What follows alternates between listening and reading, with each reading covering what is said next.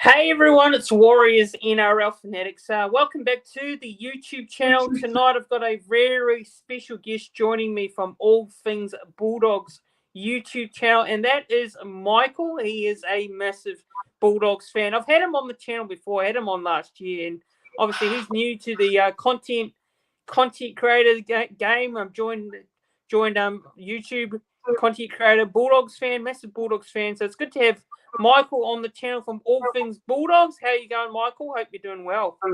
How you going, Christian? Thanks for having me on again, mate. We're doing much better than last year, put it that way. So, yeah. Look what a blockbuster we're set up for on Saturday, 3 p.m. at home. Yeah, and to the chat, just popping into the chat, we've got Jazz joining us. Hello to Jazz, and hello. It's good to see him in the channel in the chat there, and I'm sure we'll get a few more viewers as the show goes along as well. So yeah, look, New Zealand Warriors taking on the Bulldogs, the high-flying Bulldogs at the moment. They're in great form. They're sitting in the top 8 at the moment. They're sitting in 5th, actually. Real change of events from last season. As Michael said, last year they were rebuilding under Cameron Serrato last season. His first year, but he's got them doing great stuff at the moment. So we're going to preview the game coming up on Saturday. It should be a really interesting game between these two sides. Obviously, with the Warriors coming off a win over the Broncos at home last week, which was a result we needed to get after the disappointment of the previous game, which we won't go into. Yeah, Michael, before getting into the preview, actually, we'll ask you some questions in regards to the Bulldogs and the off-season you guys have had, and maybe have a look back to last year. And I know you probably don't want to look at last year because it wasn't a great season for the Dogs, but look, I mean, I think last season the Bulldogs showed some slight improvements from the previous years. What were your thoughts on last year? Just what were your thoughts generally on last year? Because there were some expectations that the team would be a top 8 side last year, and you bought pretty well the players you got. What were your feelings towards last year as a season as a whole, 2023? Yeah, well, last year, the first 4 rounds we were 2-2. Yeah. So we were actually 2-1, and we played the Warriors in round 4, and it was the Warriors' first game at home, I think, since returning after COVID. And the Dogs led that match for 69 minutes, but the Warriors were sort of on top in the middle. We were getting left stranded at dummy half, and eventually you ground out the win. And I think we didn't have Viliame Kikau. I think he got injured just before that game. And then the following week, we actually beat the Cowboys by a point after right at the end, a Matt Burton field goal. So we're 3-2 after 5 rounds. But with the amount of injuries we had and the adaptation of the new system, and a lot of players which were sort of look, there was some players in the side who sort of felt that they were going to be the next man up, or felt that they were going to be playing first grade, and some of them weren't. And there was a few issues there. We heard about a lot of those documented issues, and it sort of created a little bit of, I think anxiety amongst some players, and it just sort of affected the culture. And then when the wheels fell off, they really fell off badly, and we're probably the worst team, even though we finished 14th or 15th and had 7 wins last year, and some good wins at that. The season really fell off the rails. But like looking after 17 rounds last year, Canterbury were 15th with 5 wins, 10 losses, 253 points scored and 407 against for a differential of minus 154. There was the ladder was more clear cut. So it was there was a longer tail to the ladder last year. This year it's more congested. There's still pretty much every side in the comp can make the finals this year.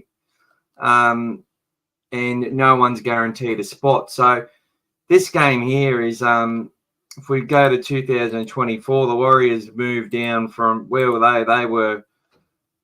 They were fifth, but they were equal, basically equal second on the table, and they still went on a sort of a bit of a run from there as well and finished top four. And but this year, the Warriors are now 17 points.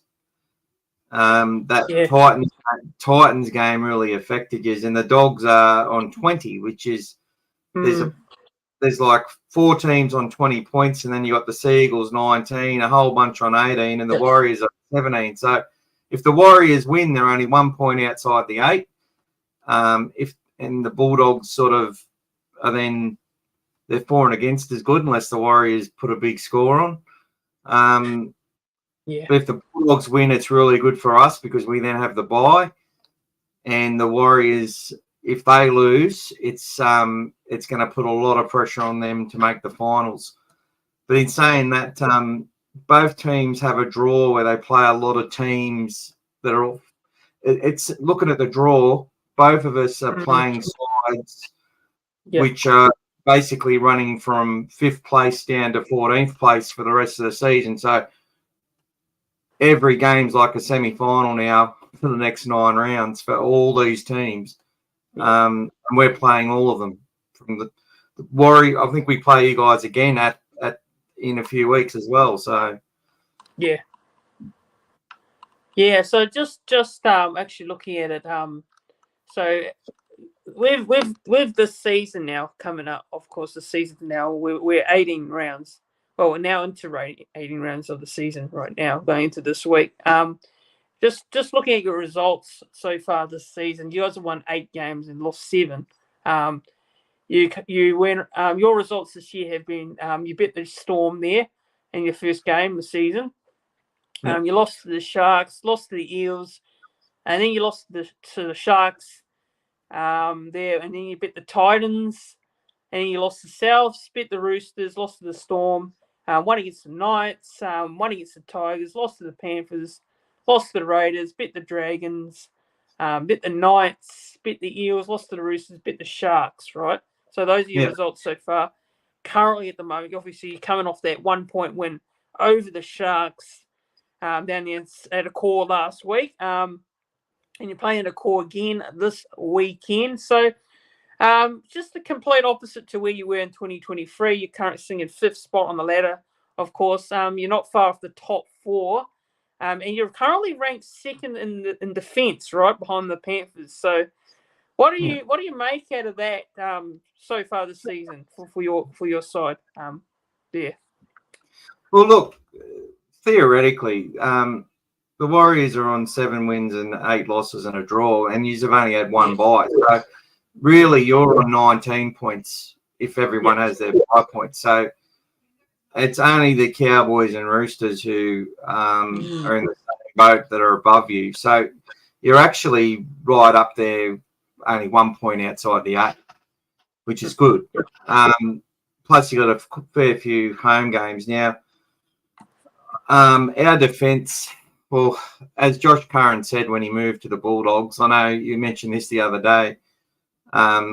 It's been put into the media again that he said that it, going to Cameron Ciraldo, well, he's the one who created the system that Webby's using anyway. But he never said that with any sort of jibe against the Warriors. Like, he loves the Warriors and the Warriors loved him. Which is why they let him go home and stuff.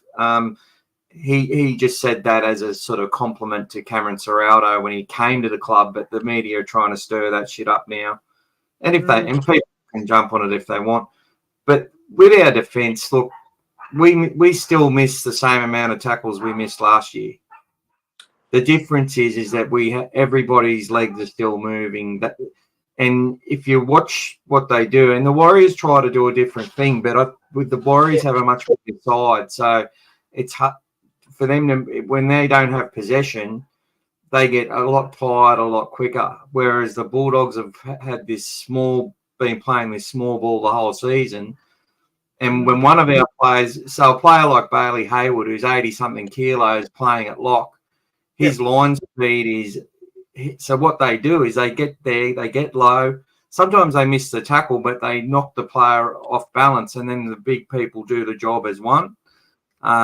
Everyone comes in, and then they try and wrestle in the ruck and all that sort of stuff to make up for it. And then they interchange. So then the next small forward will be the one who leads the line speed on the next play.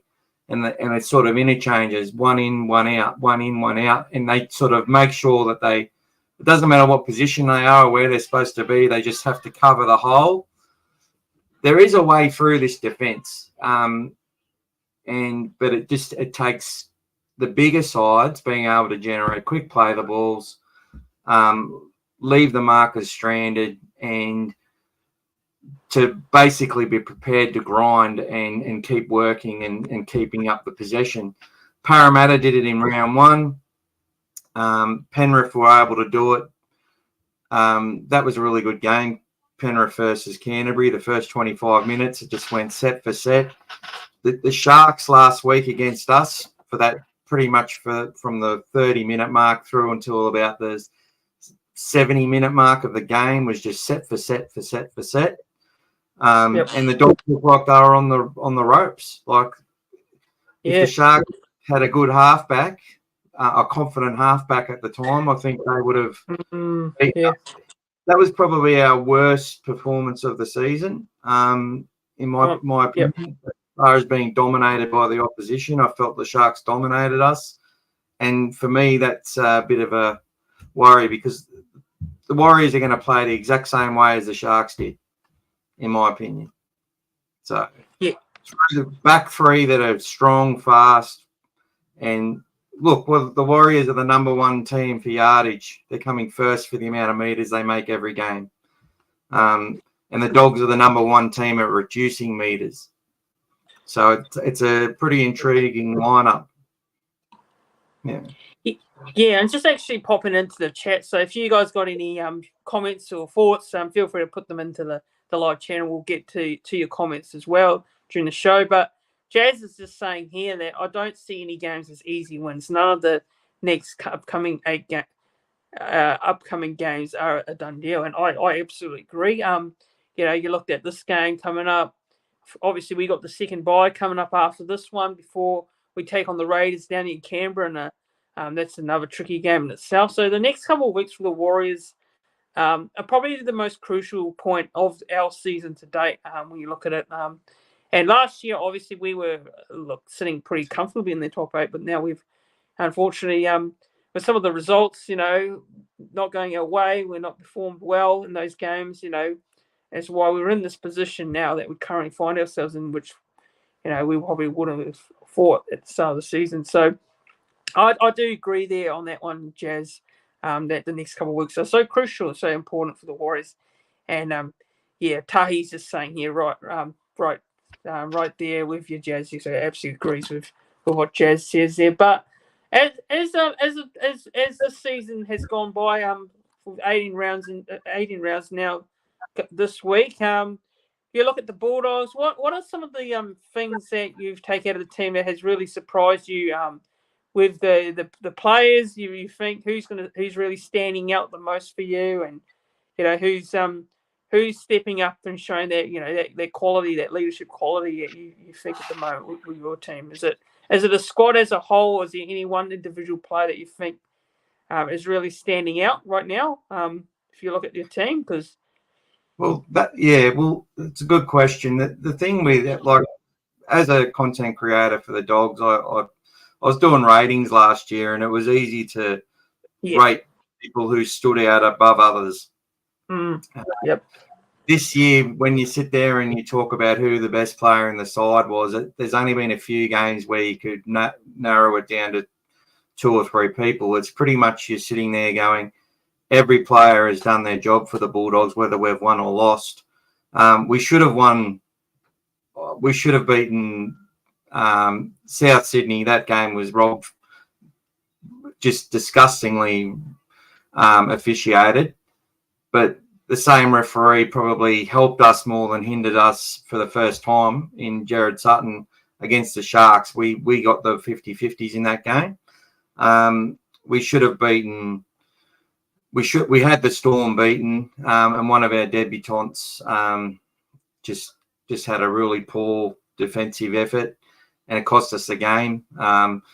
We were a chance at beating Penrith right until the final siren. We were fighting hard in that game. So most of our games we've been in it right until the 80th minute, which is a really positive sign.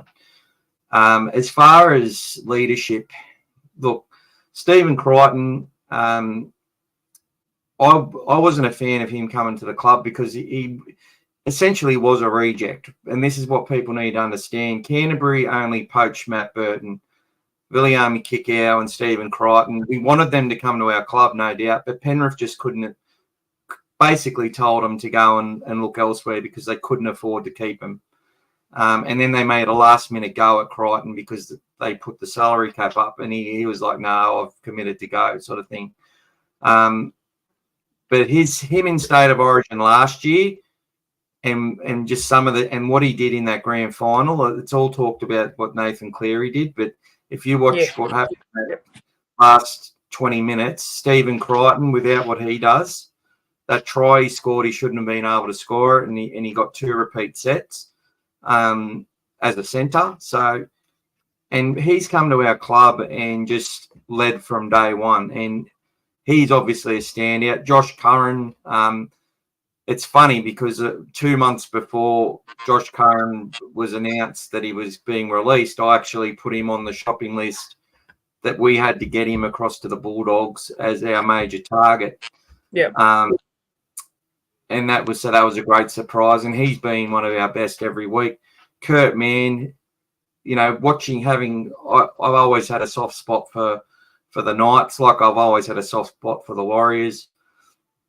Watching Kurt Mann playing that side, they've always a better side when he's on the field. So he's another one that's done well. Drew Hutchison, although he's copped a lot of flack from Canterbury fans,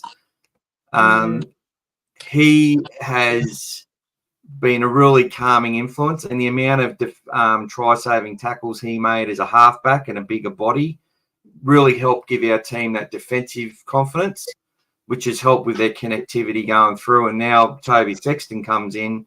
He worked on things in his game, worked on his defence, and he's come into the team confident. And I think we've won 5 and lost 1 since he come into the team. So 5 wins, 1 loss since Toby came through. So the coaching plan that they've put together has been really good. But at the end of the day, I still look at it and go, we've had 8 wins and 7 losses. It's not groundbreaking. It's not. There's still every game is just like a blockbuster for us. We have to win every game, and every team we play on the run home is looking at Canterbury and saying, well, if we're going to make the 8, we've got to beat the Bulldogs. And exactly. And I don't think when you look at our team on paper, I don't think Adam Fanua-Blake's looking at Bailey Hayward and thinking and going to be scared to run at Bailey Hayward. You know what I mean? Like, and that's another thing I wanted to mention. These young guys that have been brought through the system, like Bailey Hayward, like Lipoi Hopoi, just no names that no one was talking about, have come into our squad and done a phenomenal job from day one. And it's all built off hard work. We've gone from being the worst team at running support plays to being in the top 2, and that's all effort. And what that does is it strips numbers away from the tackle because you always have to sort of hang off in case they do pass the ball. And it's something the Warriors actually brought into their game last year, and the efforts are still there with the Warriors. I just think they've struggled with the speed of the game and a few injuries and maybe, listen to their own press a little bit. I don't know. It was a massive wave, the Wars last year, and I really thought they were going to fight for a top 2 this year. So the fans must be disappointed, and the team would be heavily disappointed where they are at the moment. But 1 win, if they beat the Bulldogs this week, they're basically in the 8 because they've got that extra bye up their sleeve. And every game they play on the run home, you look at it and go, Raiders, Tigers at home, Eels at home, Dolphins, Seagulls, Bulldogs at home, and then the Sharks. You know, if you're supposed to be in the finals, you're winning most of those matches. So you've got the opportunity. And the same can be said for all those sides if they're going to make the 8. So. Yeah, it's just actually I want to go pop into the chat before I get into what I'm going to say next here. So I just want to see what everyone's saying. I'm just looking at everyone's comments and got Jazz here. Very dangerous game for the Warriors. We have to play near our best to get the dub this week. And I'm just going to go through more of these comments. So Jazz says, oh, I've already read that one. So apologies there. Spider-Man saying, well, if Ford doesn't drop the ball, we might have a chance. Just talking about Jackson Ford because, you know, he has the tenacity to have an error in his game or give away a penalty. So hopefully that doesn't happen. But Jazz is saying your Warriors likely to struggle against the lower teams, but can put a big win. And got a comment here, actually, a really interesting comment from CN Green Care saying it didn't see the Dogs. See Green Garden Care, actually. Didn't see the Dogs proving as much as they have from last year, but to be fair, I still think they ain't getting the kudos for how well they're going. Tough game for the Wars, limiting burdens. Burden will be the key there. So, yeah, he's basically just saying here that you know, the Dogs are probably not getting a lot of credit for their performances, and I agree. I think people are now. I think maybe some people are starting to take a little bit more notice of the Bulldogs now. Over the last couple of weeks, I mean, including me, I'll put my hand up and say I think you guys have shown some more. Yeah, you're definitely showing a lot of fight and effort, you know, and it's something we've not seen the Bulldogs in a very long time, which is good, I think, personally, for the comp. I think having a good Bulldogs team is great for the NRL competition as a whole. It's like saying that with the Bulldogs, the Warriors, you know, Knights, you know, seeing them do well is great for competition. It'll be good to see the Tigers show some improvement as well. You know, I don't mind the Tigers, so it'd be good to see them do well and improve as well. But obviously, Benji's first year, it's going to be tough. It's always a tough start for, you know, a new rookie coach coming in to the NRL and trying to do something. Especially with the Tigers, you know, you know, it's completely off topic, but the Tigers are a team that, you know, obviously have had their struggles over recent years, and also with the coaching and you know, the board members as well, the people on the board, which, you know, they're gone now. So yeah, and just actually this comment here, Mavericks 690 saying here, RTS versus Crichton. We'll definitely get into the matchups real soon. But just looking at it, Michael, anything when you think about the games that you played so far this year, I just want to get your thoughts on this. What was your best game, would you say, right now? I mean, I know we're still quite far out from the season ending, but what would you say your best game, in your opinion, is the best game that the Bulldogs have played this season? Which round would you go off in terms of a result there? Best game of the season so far? It's really hard to say, but I'd say our best win was, well, our best half of football was against the Roosters in round 5. I agree with that one. We led 26-0. Our best overall game was the first time we won a game without Matt Burton since he joined the club, to be honest. I think it was only the second or third game that he's actually missed. So that's another thing, his durability. But we beat the Knights the Knights were at home. We beat them 36-12 at our home. We actually should have won by more. They had us pretty much, you know, they were controlling field position. They were looking like they could do well in this game. They were trying to grind out a win in front of their own home fans. We were missing a heap of play. We were missing Burton and Crichton.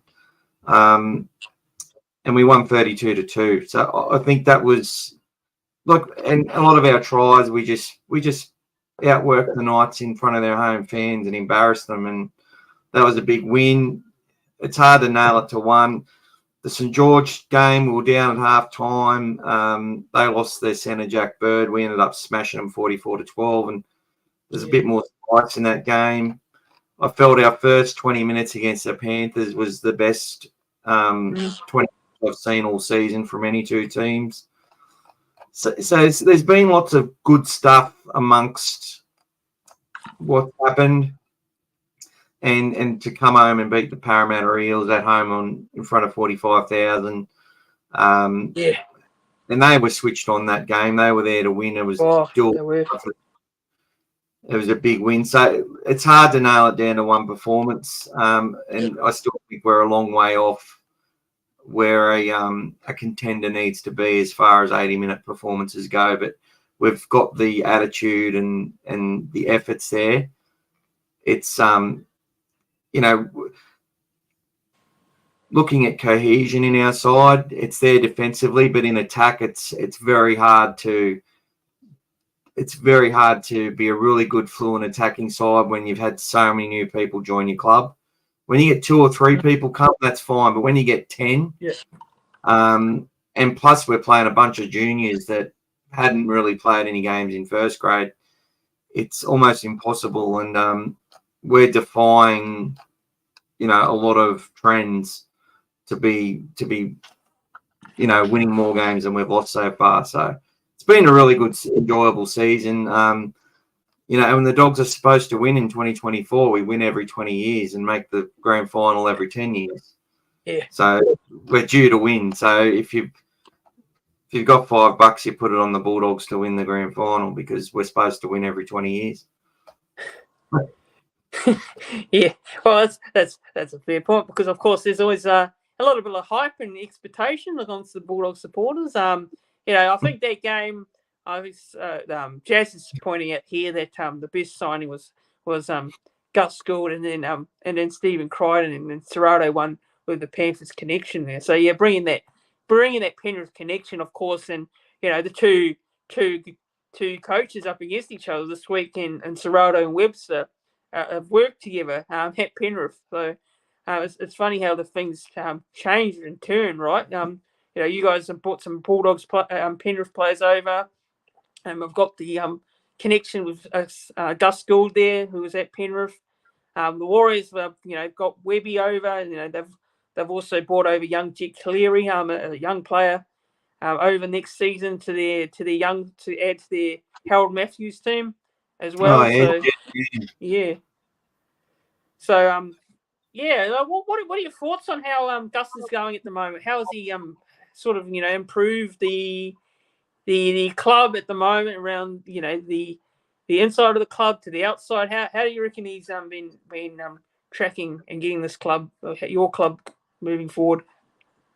Just want to say good day to Pete Webber. Peter Webber, yep. Bulldogs fan. G'day, brother. Para game, definitely. Yeah. The best feeling, put it that way.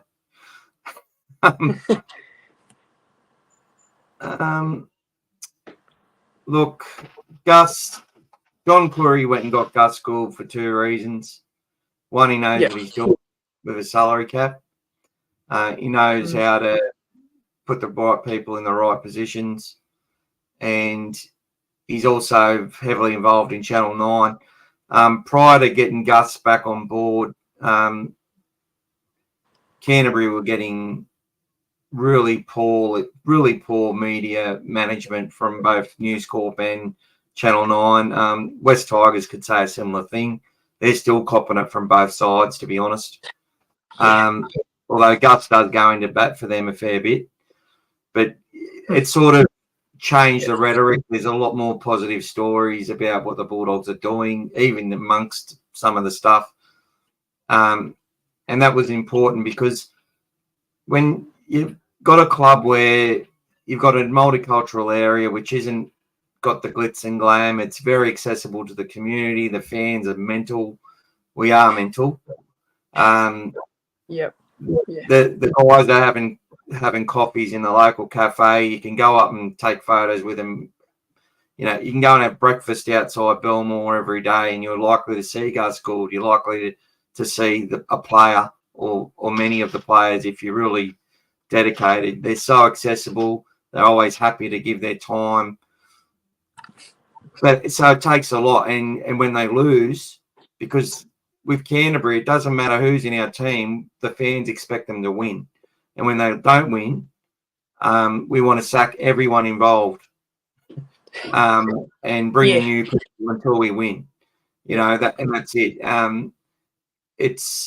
Look, there's a lot of people who understand how it all works, but we just have a really passionate supporter base that are highly critical as well. And Gus understands that. Gus knows our fan base, and he knows he's got a backbone. He knows how to get them to block that out. And when John Curry, I heard that there was, a lot of surveys done amongst players and families, and the media attention that Bulldogs got, the negative media attention, was one of the things that affected players and their families and affected people from coming to the club. So it was about, locking down the doors, getting some positive stuff out there in the community, making sure that the guys that are in Canterbury put the club first, team second, individual third.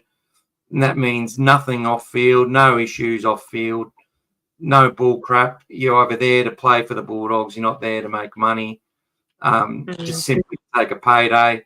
We currently have our highest paid players on $825,000 a year. We don't have any $1 million players in our team. And for a team to be in the top 8 with no $1 million stars, it shows you that they're getting the culture right. And that there was a lot of good stuff done before Gus got there, but getting Gus was like one of the final pieces to the puzzle.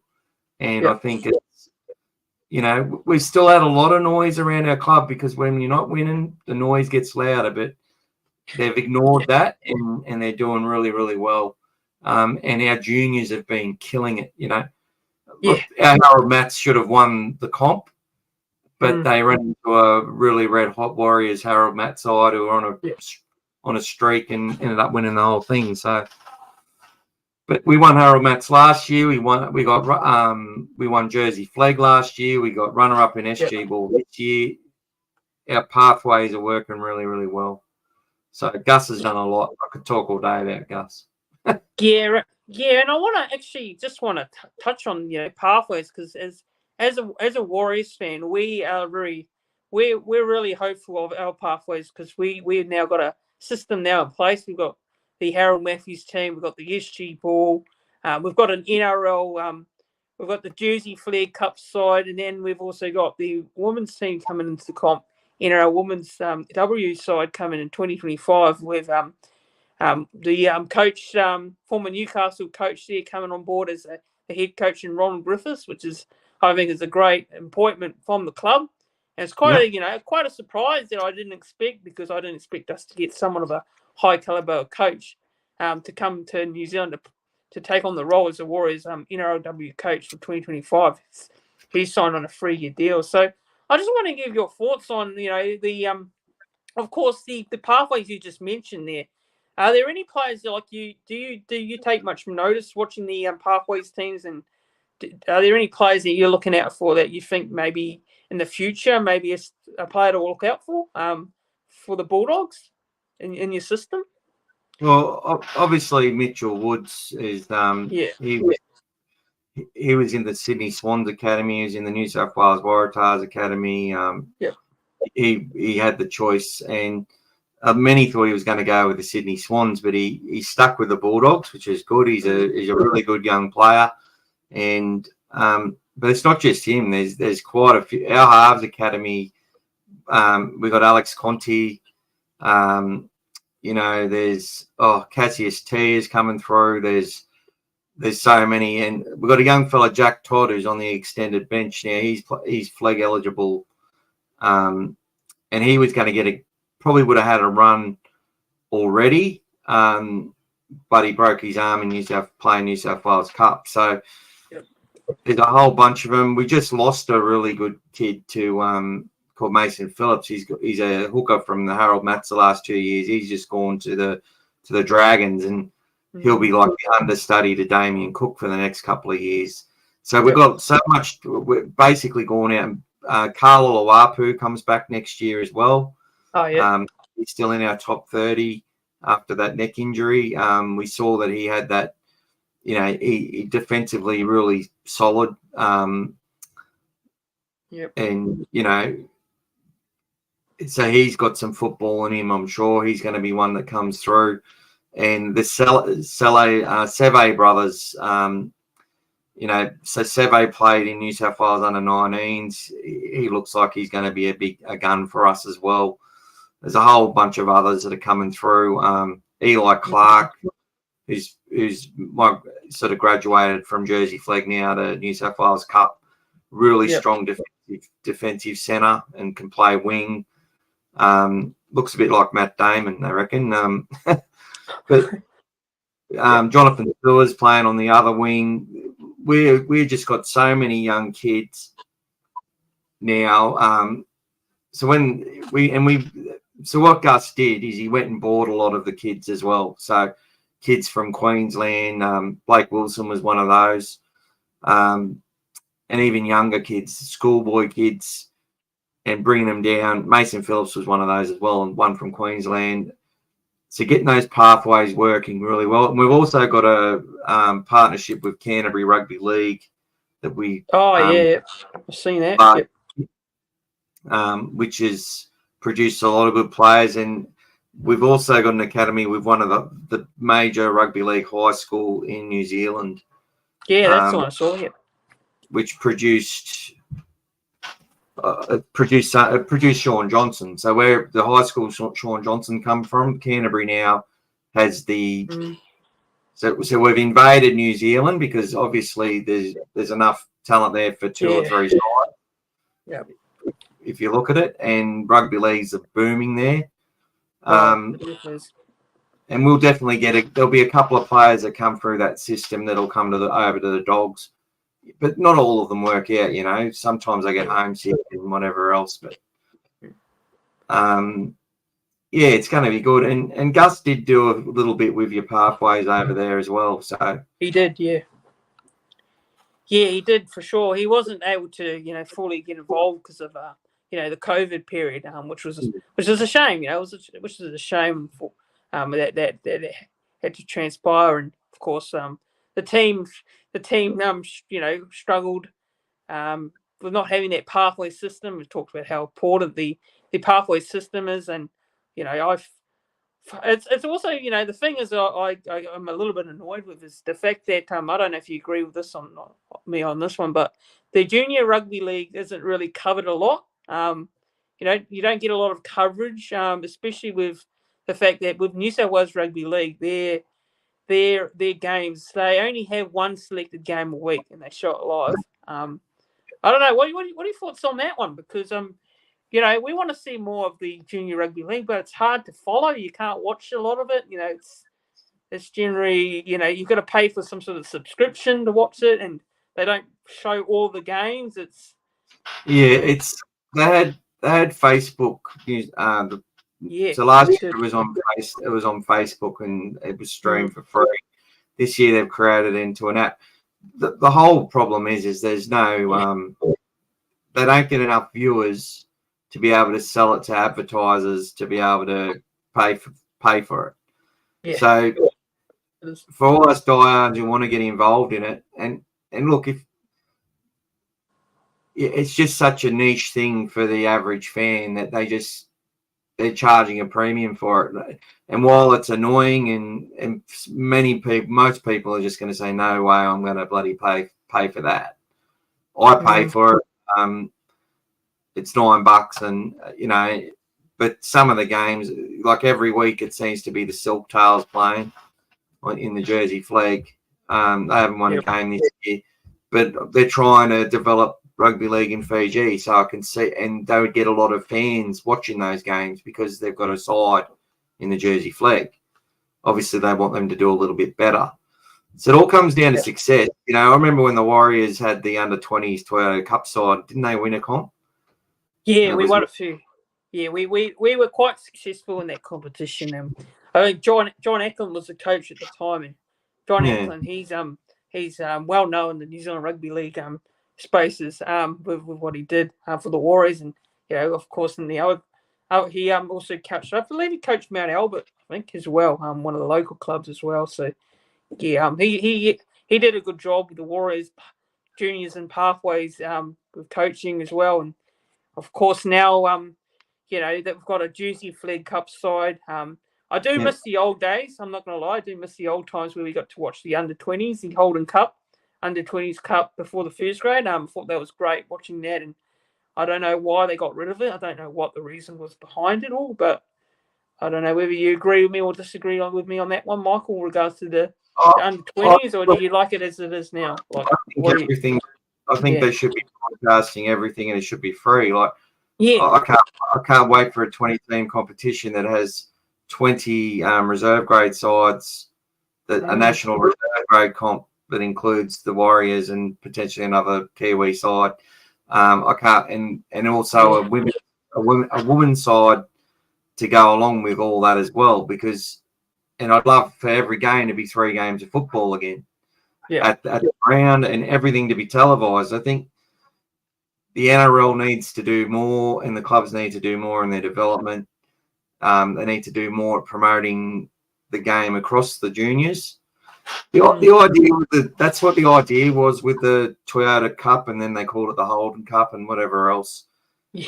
They just didn't generate enough viewership to pay for it, and the media, when they were negotiating their media television rights deals, the television rights didn't want to include that as part of the big sell.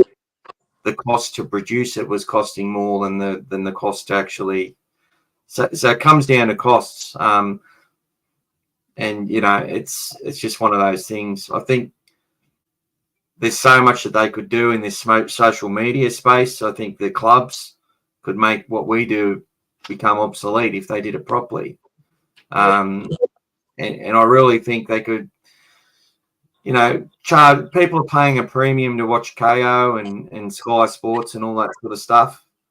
Yeah. They could actually plug into that sort of revenue to cover everything and to televise everything.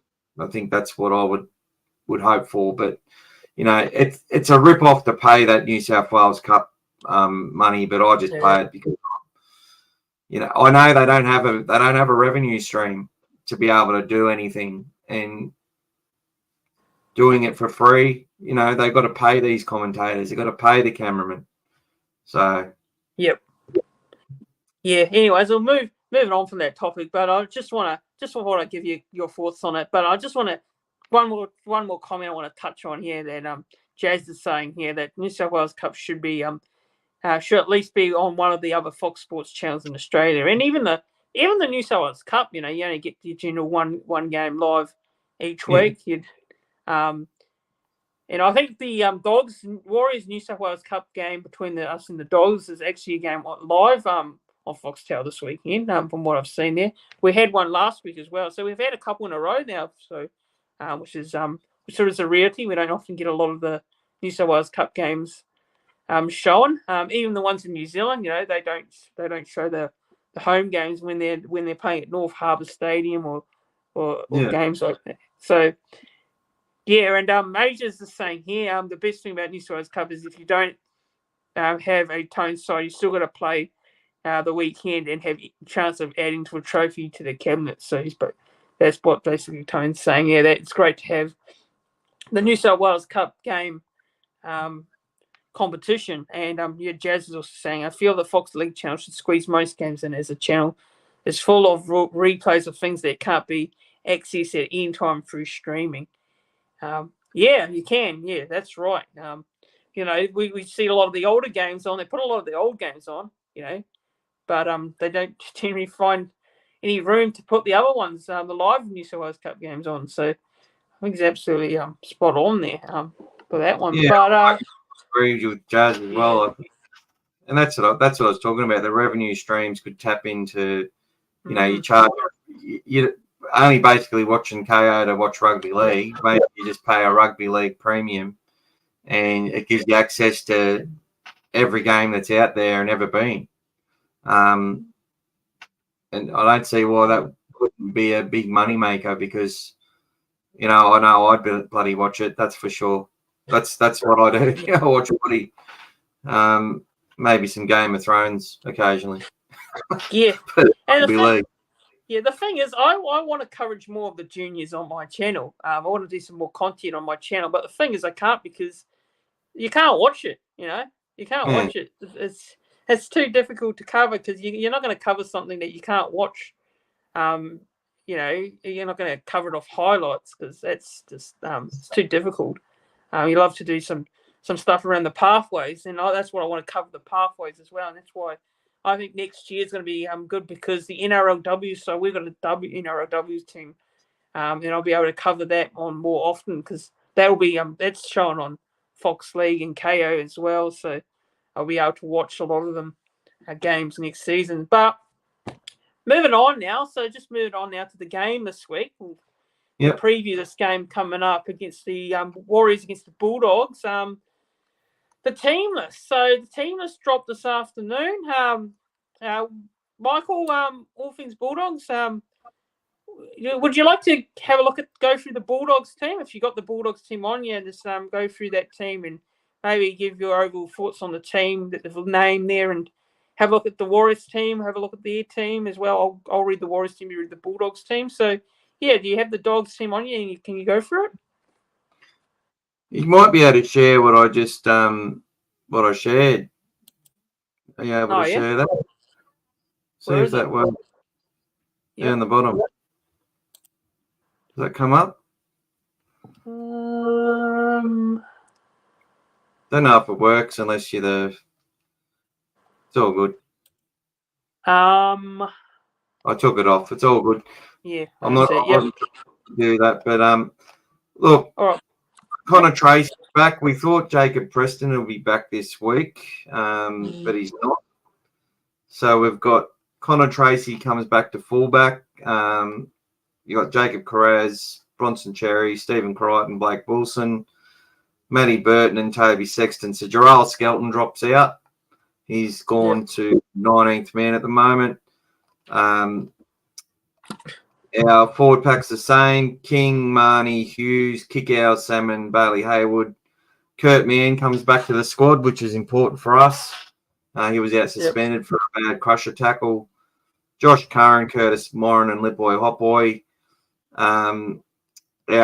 Our extended bench is Gerald Skelton, Jake Turpin, Blake Taff, Harry Hayes, and Jack Todd. So no real big boys to come into the side if someone gets injured, except potentially Jack Todd.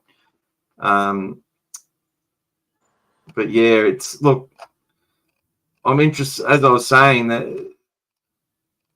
the New Zealand Warriors, apart from missing SJ, is at full strength. But have gone with a much more mobile pack to what you used to have. So it matches up well with I think our both benches are sort of a similar size, to be honest. Yeah. Which is interesting. Yeah, so I'll just read out the Warriors team again. I've already done a little reaction stream this afternoon in regards to my thoughts on the team. But we'll go through it again. So just Chancellor Klugstad fullback. It's pretty much unchanged there. Dylan Wachini-Zelezniak wing. Tui Vasashek. Centre was Adam Pompey. Marcelo Montoya. Former Bulldog. Chanel Harris-Davida, 5'8". Tamari Martins, halfback. Vanua Blake. Prop, Egan Hooker, Mitchell Barnett prop, Marani Corey in the second row, Kurt Capewell in the second row, and Tohu Harris Lock and the captain, Freddie Lussick, Dylan Walker, Jazz Savang, and Jackson Ford has been moved to the bench, and our reserves of Laban, Taupiki, Ali Leotawa, Bunty Leka, Halalia Sema for the Warriors there. So just popping into the chat again. I'm just reading some of these comments. And I've got a comment here from Maverick.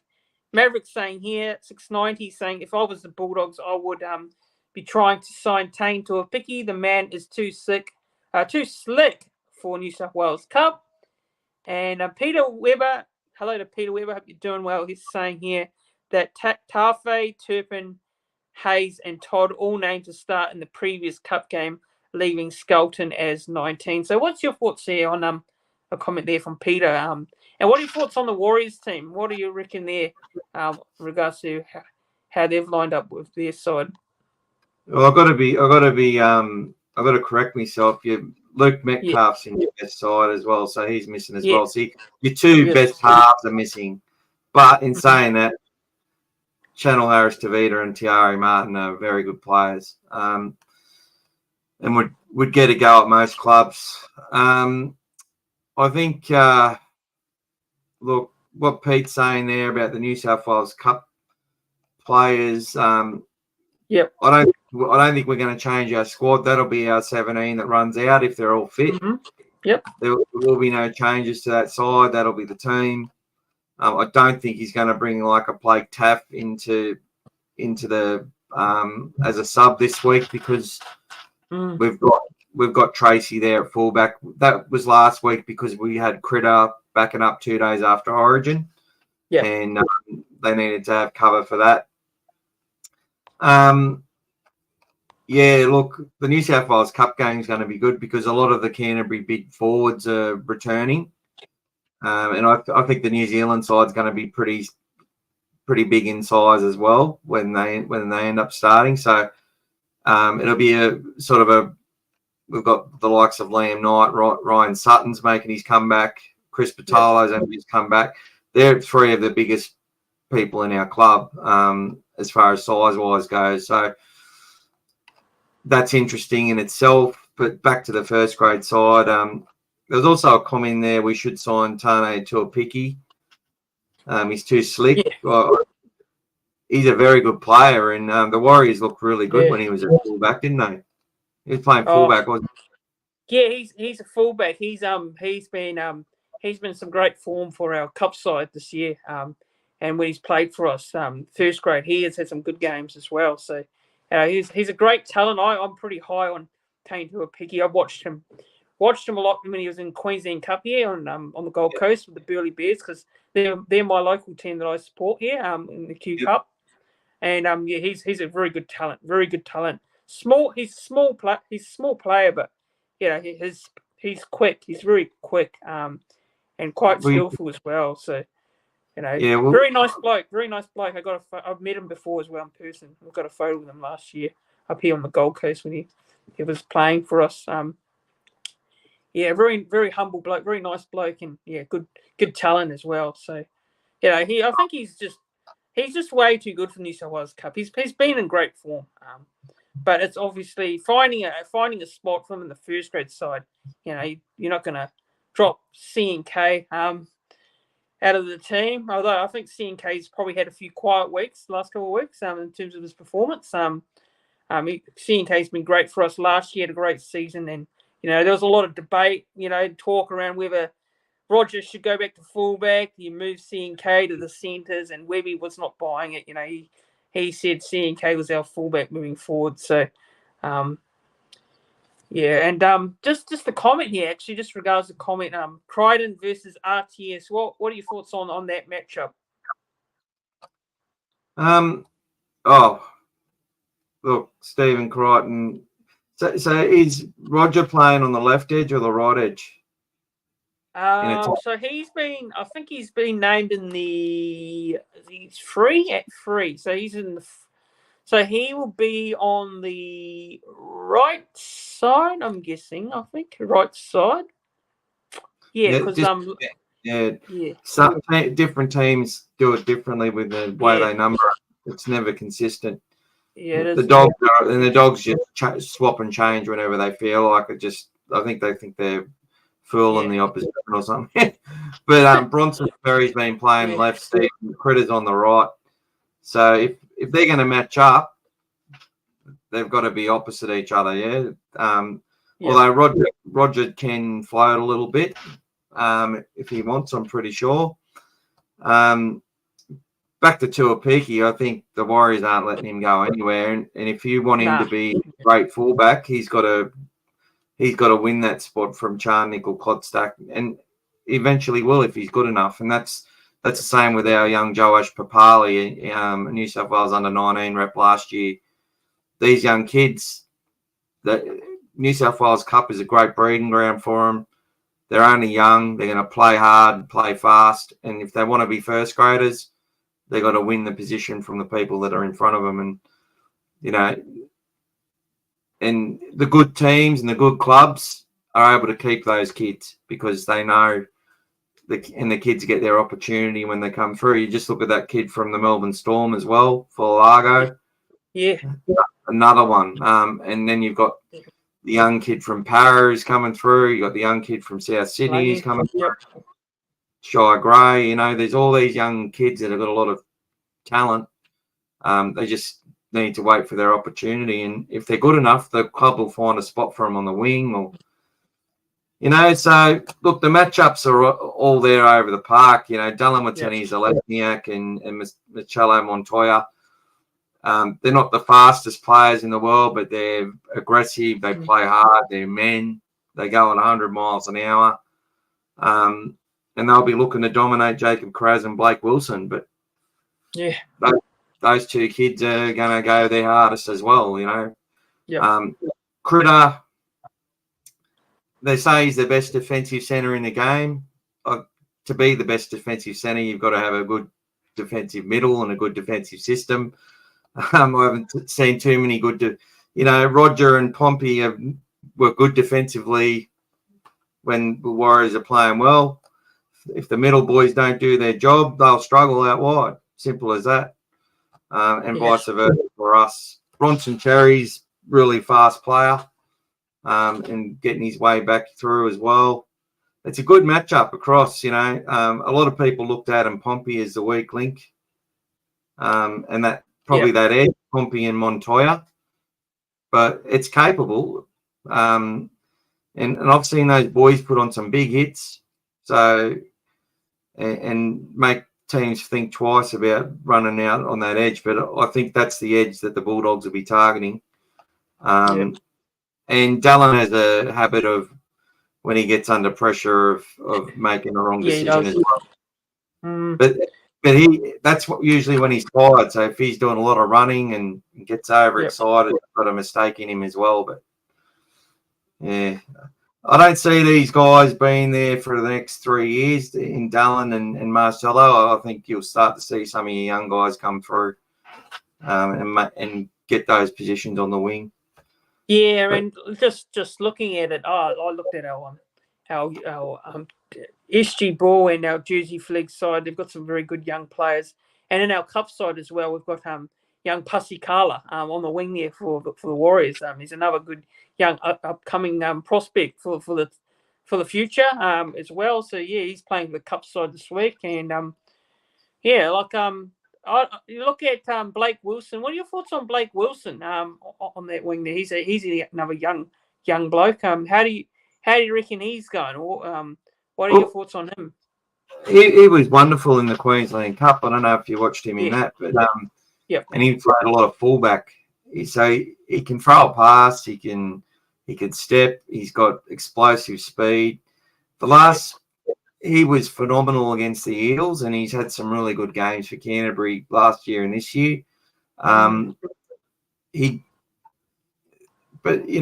always been able to make good meters and poke through the line. But teams have done a bit of homework on them, and that's what happens to these kids once they start playing 20, 30 games. Teams work them out and learn how to target them properly. And he's got some really targeted defense on him in the last 3 or 4 weeks, and I think it's, he's been carrying a bit of an injury, so he was all right into the contact last week, but they tried to dominate him, and when he makes a run, a player like Adam Fanua-Blake is going to try and eat him up in the middle on a second hit up or a third hit up, coming out of our own end. That's so that's where the Warriors are going to try and win this game through bullying our smaller men. Yeah, and it's just an intriguing matchup because I think we do have you for the speed. We have a bit more definitely. Back line. We've also got Burton's great kicking game that if we're not winning the middle and we're we're conceding a lot of meters like we did last week, and then not making many meters, we actually sort of get parity through Matt Burton's game. So if players like Egan and Harris, Capewell, Nakore coming out of dummy half trying to shut down our kicker is going to be parity for you guys. But even under pressure, he seems to produce massive kicks, which is really important for Canterbury.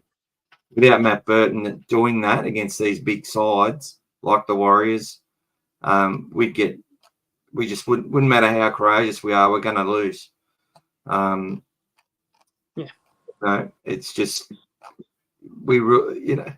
just depends. If the Warriors are going to hold possession and make that ground, they make the most meters in the comp. They're the number one meter eater from their back three through to their forward pack. It's something Canterbury are just going to have to do their best with, and try and win the ruck and not get penalised for it, which isn't easy. And your play at full speed against the Broncos was phenomenal last week. I think it was like 3.2 seconds. So if you do that to Canterbury, you're going to go a long way to winning the match. Yeah, and I looked at our halves of Chanel Harris DeVita with Tamari Martin. Last week they were the keys. They were the key to us getting over the line, and getting the win over the Broncos at home.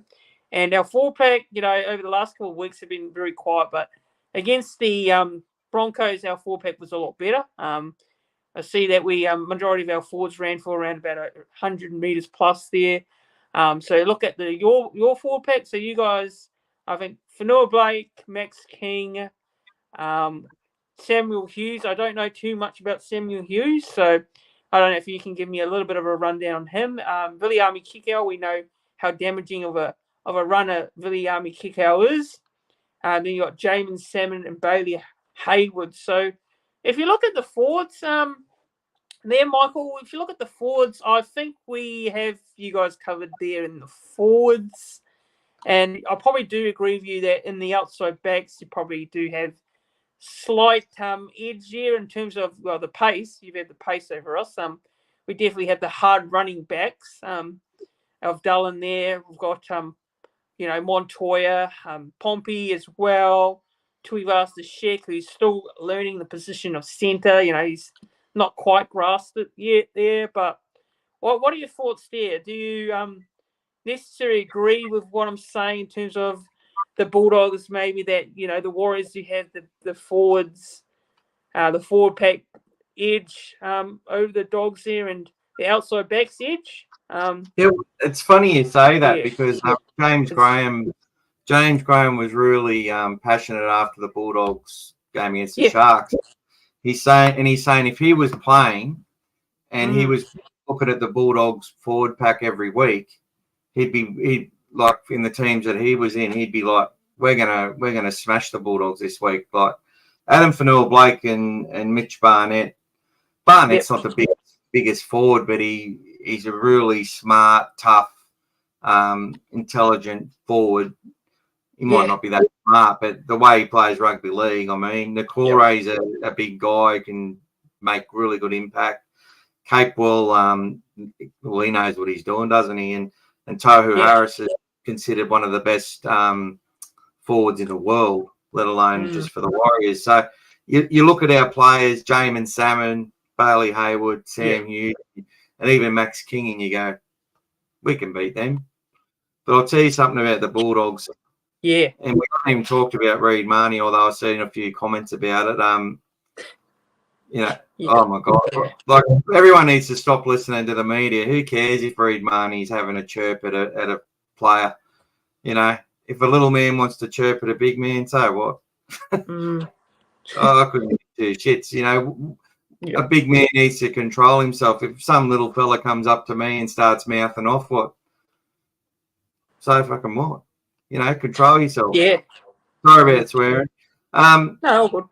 But Jamin Salmon, he doesn't get a lot of credit. The amount of work he does in defence, the amount of he only runs the ball 5 or 6 times a match. Big kick out, just his defence on the edge frustrates the hell out of sides. Yep. Because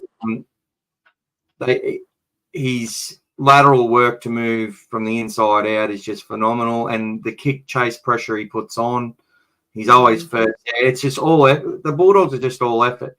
Max King is, people can say what they want, but I reckon he's been one of the best props at the comp this year. Adam Fanor-Blake, arguably the best prop in the game, hasn't played at that level this year. No, he isn't. Yeah. But he was pretty good on the weekend. I think he has no trouble making the meters. It's what happens after that.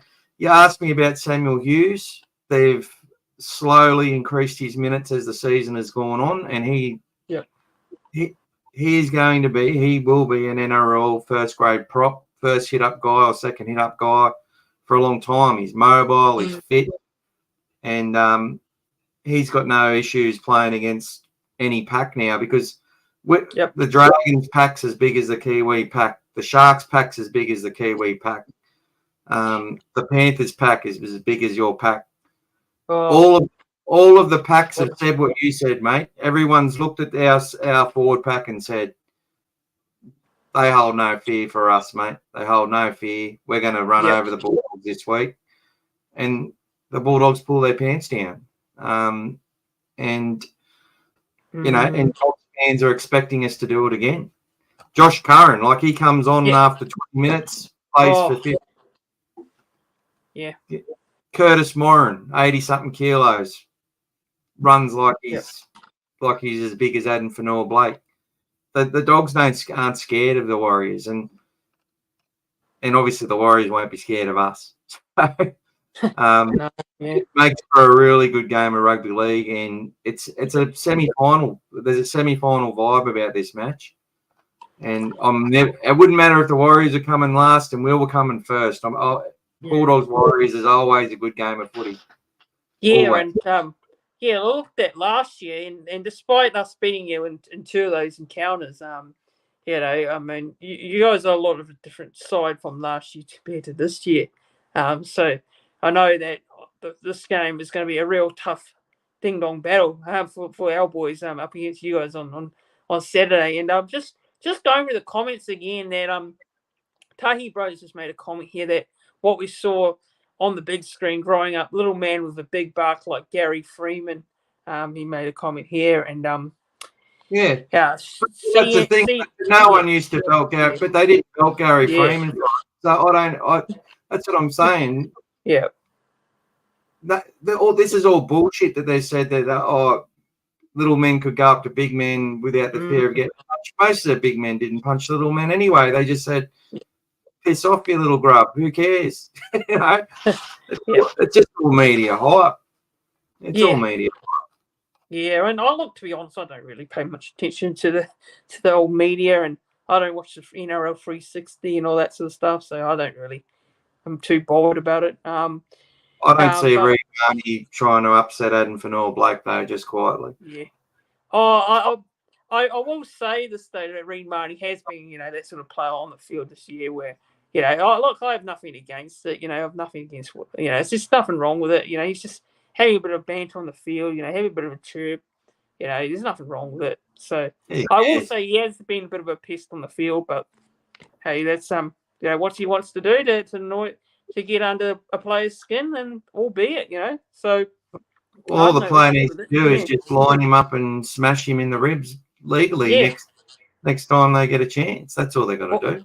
And all you've got to do is just not let that get to you. Don't make it let them get to you.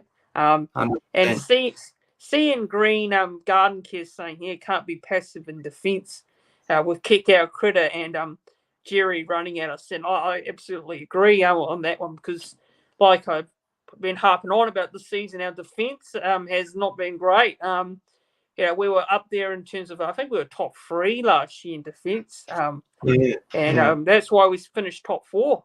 So I don't know, what would you say?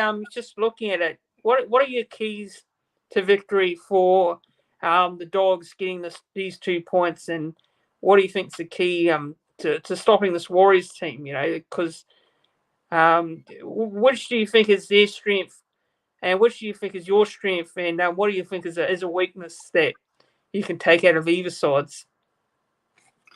I think it's for the Dogs, it's going to come down to where they land the kicks and how much they let the back three wind up. It's obviously all the look. If they bring all the areas that they've brought to every game this year, we don't have too much to worry about as far as we're going to concede a lot of points. But we have to make sure that we reduce the post contact as much as possible, because that's something we're the worst at. Teams get more post contact meters against us, but we meet them before the advantage line, which is very, very important. So our line speed has to be important.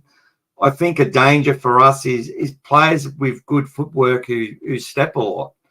Players like Roger Tuivasa-Sheck. So you'd want RTS to be doing a little bit more than just sticking to one side of the field. You want him to get in the dummy half off any play the ball. And that's the same with your hooker, Wade Egan, who I think is a huge danger for us. I think he's very close to playing Origin football. I think him and Reid Marnie have both been the next man up hookers as far as form goes for both Queensland and New South Wales. He's been and when he's been out, Wade Egan, you've really noticed it in your performances for the most part. The Bulldogs forwards just have to do their job. They're out there to tackle. Our backs do a lot of the work. It's the same. It's the exact same. They play the same way. Yeah. It's basically the back three making meters. We've got the ability though to kick really deep and and turning your big guys around, and that's what we'll be trying to do. We've got three people who can kick the ball really well. Definitely. But what the Dogs must do is be patient. They can't go to when sometimes we can be really impatient and try to make things happen, and that's when we get into trouble in matches. But the way we defend is we just stay in the grind for the whole game, and they're never beaten. They don't give up. It's been a pleasure to watch, but I think the Warriors, if the Warriors are they got to bring a little bit of if they just play the same possession discipline game, they might be able to grind out a win. But if they want to do some real damage to the Bulldogs and get a lead up, I think it's going to come through a little bit of variation, offloading, players like Roger Tuivasa-Sheck getting in the dummy half and using some footwork. C&K can do that as well. And for Canterbury, it's the same sort of thing. We've got to do a similar sort of thing. Yeah, and just actually pop into the chat before I give my take. I think we've got Jazz here saying here that Adam Fanilberg had a good game. He hoping he brings it to this weekend. Barnett will definitely be on no matter what. And I think Peters is saying here, I remember Gus Gould when he asked when the season started who impressed him most, and he said it was Sam Hughes there. And serious thought from Jazz is asking here, who would jump in for the Dogs at dummy half if Marnie comes off? So there's a question to you, Michael. Who will come on there? Answer easily. So Kurt Mann's played plenty of dummy half. He played halfback. Bailey Hayward's a halfback and hooker. Before he's a lock. Jamin Salmon's a half. Toby Sexton could go into half. Toby Sexton could go into dummy half. Connor Tracy could go to dummy half. Yep. We bought 24 utilities this year. Curtis Warren could go into dummy half. And we've got so a lot of backups for Reid Marnie there if need be. And if we're behind the 8 ball, like if Marnie's made 60 tackles by the 65th minute and the Warriors are up by 18 points, I expect Marnie to get a rest, and they put someone into dummy half probably. Yep. But it just depends how it's going. If the Dogs are in it up to their necks, see someone that's, or if we're winning, Marnie plays 80 minutes. Yep. And Nick is in the chat here. He's just saying hello to Nick. Hope you're doing well. He's saying here that Chance Nicholstar, Dylan Martinez-Leziak, and Montoya will be up for this game. I can feel it. So he reckons that that those guys will be up for the game. So just have a look at the stats here. Actually, I want to have a look at the stats and the stats for the season so far, and also the head-to-head stats. Now, played 39 times since 1998, and it's actually really close in the head-to-head battle at the moment. The Warriors are at 19, the Bulldogs are at 18, and there's been 2 draws.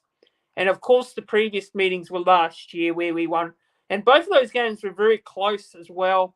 We came over to Sydney to beat you guys 24-12, and then we won at home against you guys, and that was 16-14.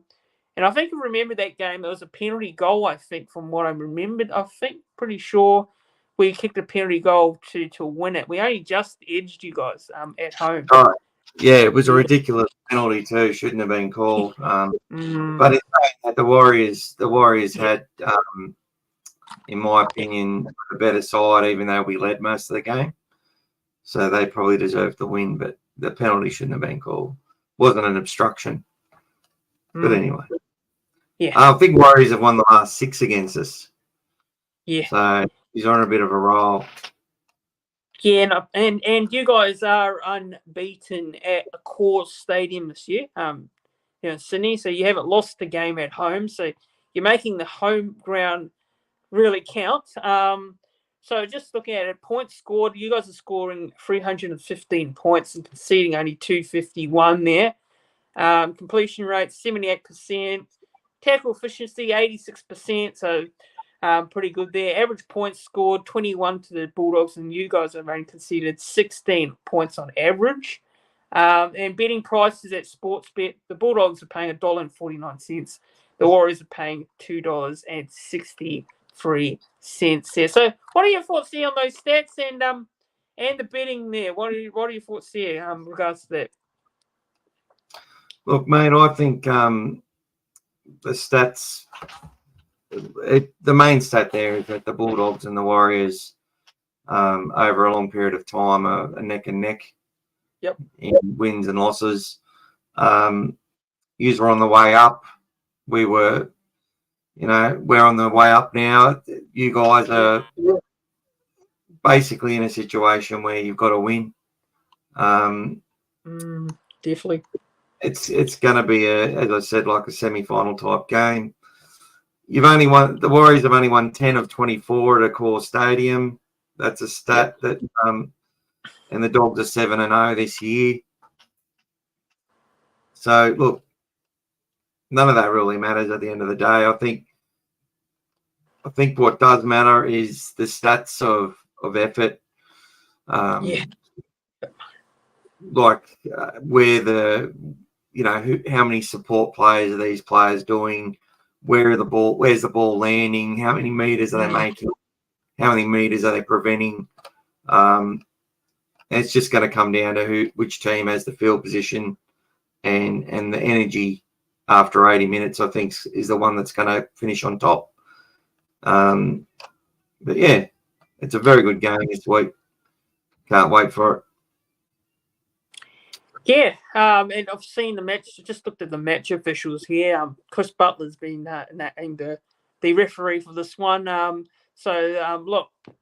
I mean, I don't mind the fact that Chris Butler's the ref. Not a big fan of Todd Smith as a referee. I'm not gonna lie on that one last week. Just pop into the chat some comments. So Majors is saying here, this is my game of the week. Best luck to both teams. Up the Wars. Doggies kicking ass and take names. Let's go. And Peter is saying here, Peter Weber is saying, be a close fought hard game, predicting under 40 points. Yeah. And Jazz is saying, stats of what type of attitude is what we turn up with. Yeah, absolutely. And stats are great and all, but they don't really mean a lot come kickoff time. It's all about the efforts the players put on the field.